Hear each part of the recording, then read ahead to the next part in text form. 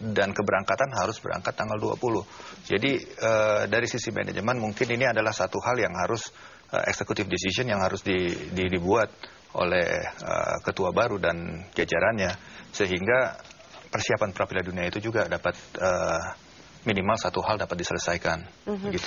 Tidakkah itu mengundang pertanyaan bahwa terlalu tergesa-gesa? Kita tahu bahwa pertandingan akan datang dalam hitungan hari seperti itu, sementara mungkin timnas sekarang sudah terbentuk dengan gaya kepelatihan dari Ridho sendiri. Satu minggu harus beradaptasi dengan gaya kepelatihan yang baru. Apakah itu tidak juga sebuah pertaruhan yang besar untuk bagaimana kita berkompetisi nanti? Ya, tentunya secara teknis ada pengaruh. Pelatih mempunyai gaya yang berbeda, tetapi ya perlu juga dilihat bahwa proses ini telah berlangsung sebelum adanya kongres dan kepengurusan baru, artinya persiapan telah dilakukan. Kesannya kok tidak bersabar sekali sampai kemudian kembali dari melawan Turkmenistan? Tidak menunggu dulu sampai pertandingan selesai baru melakukan perubahan seperti itu. Ya, karena kita masuk ke wilayah kontrak. Artinya di sini karena pengurus baru masuk dengan tujuan kita coba deh kita perbaiki, semangatnya memperbaiki. Untuk memperbaiki kita mau tahu permasalahan apa yang ada. Dengan itu kita perlu dokumen-dokumen dan kontrak-kontrak yang ada, data-data yang ada. Nah, ketika kita tidak mendapatkan ini, kita menjadi bertanya-tanya.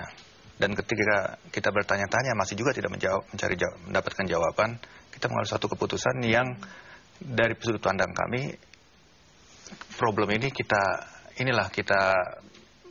mungkin create problem baru, tapi artinya kita ambil satu posisi, ya kita mulai dari sini. Memang ada resiko. Oke. Mas Yar, boleh saya tanya, mungkin saya kurang jelas mengenai apa sih permasalahan dari kontrak yang tidak ada, atau ada yang dicantumkan, apa yang kemudian harus jelang 1 minggu pertandingan langsung harus diganti. Mungkin bisa dijelaskan lebih spesifik lagi, apa sih pasalnya atau apa? Justru karena kami belum dapat kontrak, kami tidak bisa tahu apa isinya di dalam sana.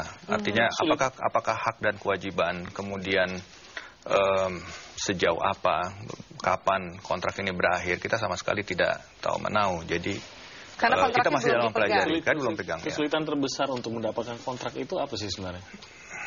Sekedar sahabat atau bagaimana? Ya, kami bisa dibilang masuk ke kantor baru ini tanpa ada satu penuntun gitu ya? Penuntun, guidelines.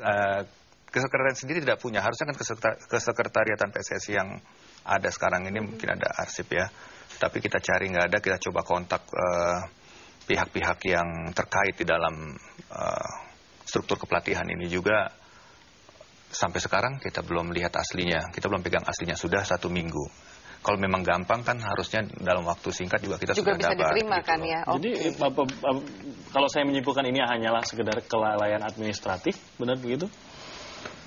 Salah taruh mungkin ya. Itu salah taruh. Sampai sekarang. Itu lebih kecil lagi kalau begitu salah taruh. Mungkin waktu pindah-pindahan atau bagaimana. Nah, ini mengerikan ya, kontrak pelatih timnas kita salah taruh atau seakan-akan terbengkalai begitu saja. Mungkin saya bisa interupsi. Artinya salah taruh dalam artian ya kita tidak bisa berspekulasi untuk menunjuk ini karena kita sendiri juga tidak mendapatkan satu informasi yang lengkap. Oke, kita berhenti di Sarah taruh dulu. Oke, begitu silakan mengomentari, tapi kita harus break dulu.